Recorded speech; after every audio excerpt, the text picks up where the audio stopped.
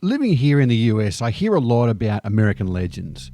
You've got Bigfoot, you've got the Mothman, you've got the Jersey Devil. And look, they're spooky. Yeah, I get that.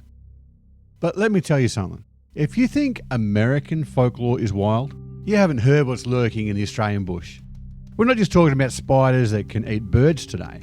We're talking about ancient monsters, ghost lights that chase you down highways, and missing gold treasures that people have died trying to find. You better take cover. Oh. Today I'm taking you back home to share 5 great Australian myths and legends that you need to know about. And honestly, some of these make the Loch Ness Monster look like a goldfish.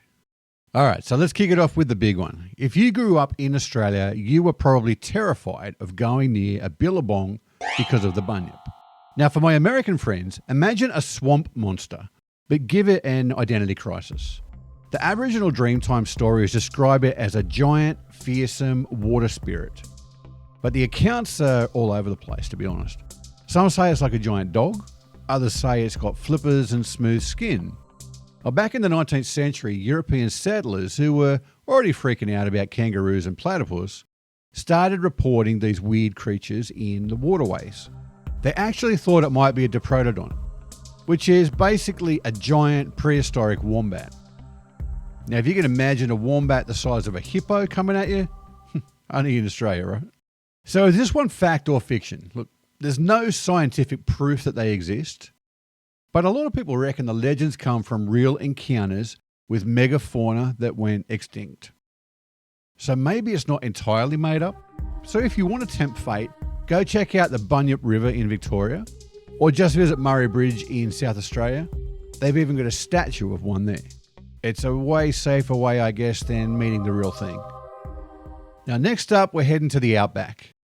Driving through the American desert at night is creepy, but in Australia, we have something called the Min Min lights. Now, these are mysterious glowing orbs that appear out of nowhere. And the creepiest part, they actually follow you. The legend says that they hover just above the ground and they move unnaturally fast.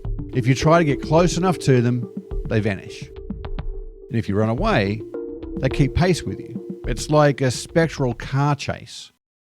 Aboriginal lore says that they are spirits warning people, and stockmen and explorers have been writing about these things for over 100 years. Fact or fiction, what do you reckon? Scientists, being the buzzkills that they are, say it's probably bioluminescent insects, which are kind of like glow bugs on steroids. Or maybe it's light refraction like a mirage. But ask anyone who's driven in the Queensland Outback at 2 a.m. and they'll tell you it's definitely not a bug. Wife and I were just it was south of here, but it was in a bit of a rocky outcrop with sandhills on the top, and we just stopped probably 8, 9 o'clock at night, and got out, and then we were just yarning, and then suddenly this white light appeared on the top of the sandhill, probably 200 metres away. The port seemed to be very much the same, and just this white light just bounced along.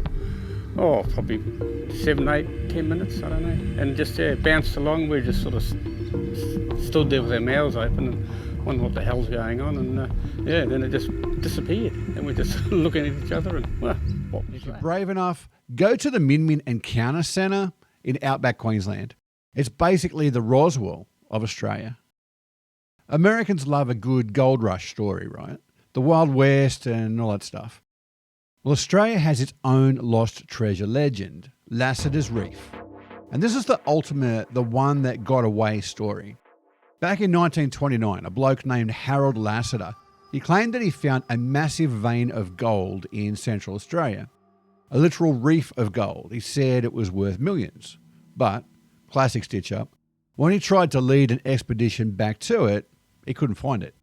He died out there in the desert, trying to prove he wasn't a liar. Since then, loads of people have gone looking for it. None have found it. Fact or fiction?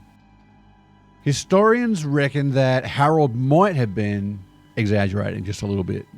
Or maybe hallucinations from the heat as well.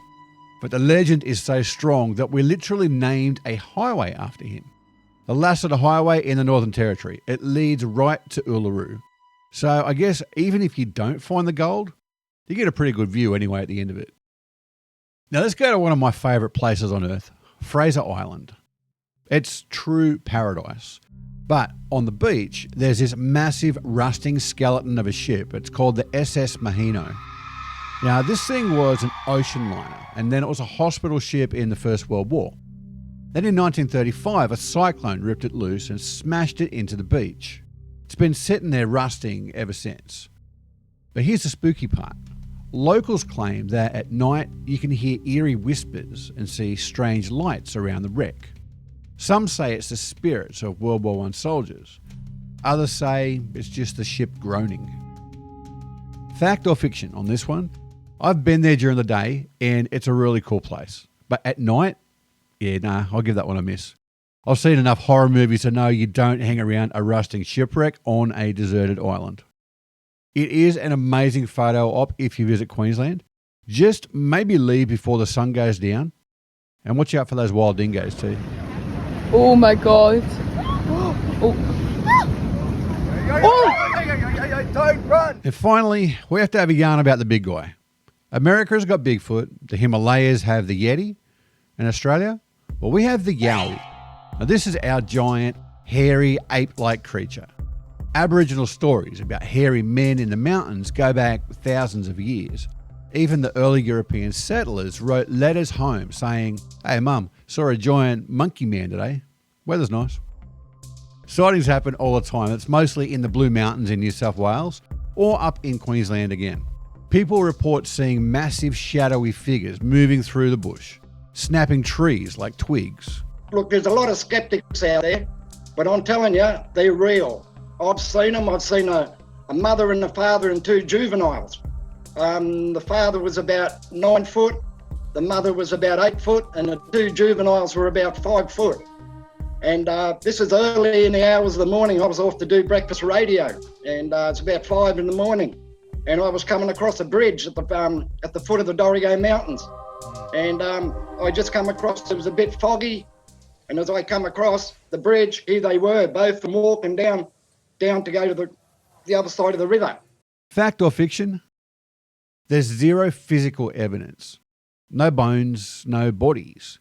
But try telling that to someone who swears they saw a 7-foot beast staring at them while they were camping.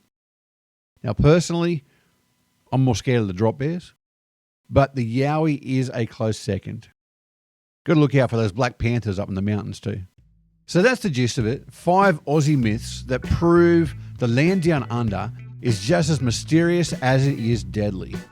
Now, I want to know, which one of these fascinates you the most? Are you a treasure hunter chasing Lasseter's gold, or maybe you're out there hunting for the Yowie? Also, for my American viewers, what's the biggest legend in your state? Let me know in the comments. I love reading those weird local stories and would love to do a comparison video on the American myths as well. And if you enjoyed this trip into the weird side of Australia, smash that like button and subscribe for me too. More culture shocks and comparisons coming soon. Hooroo, mateys.